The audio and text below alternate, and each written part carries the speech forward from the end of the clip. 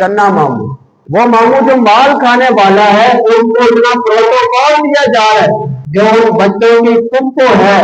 उस कुप्पो के साथ जो सलूक किया जा रहा है, ये तो है ही फसादन। वर्क विद अब्दुल्ला में खुश आमदीद कुरान का तर्जुमा,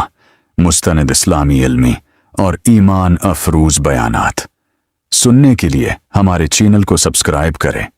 आपने सुना होगा कि मामू जो है वो चांद होते हैं, चन्ना मामू,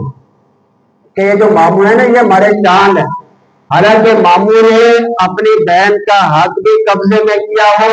उसका हक भी खाया हो, लेकिन उसके बावजूद भी जो है उसको चांद कहा जाता है। और वो जो है चाचू आ गए तो वो दूर से ही देख करके उसकी माथे की तेवरी का जरिया बन जाता। उस घर वाले का भाई आ जाए, इसका देवर आ जाए, बच्चों का चाचू आ जाए, उसके साथ इतना हसद है,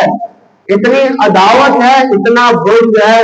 कि उसको दूर से देख करके जो है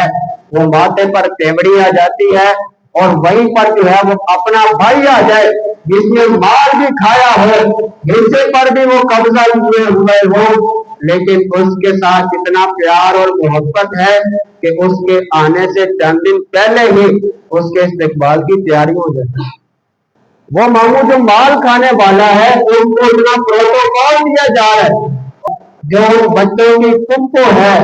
उस कुप्पो के साथ जो सलूक किया जा रहा है, ये तो है ही फसादन, ये तो है ही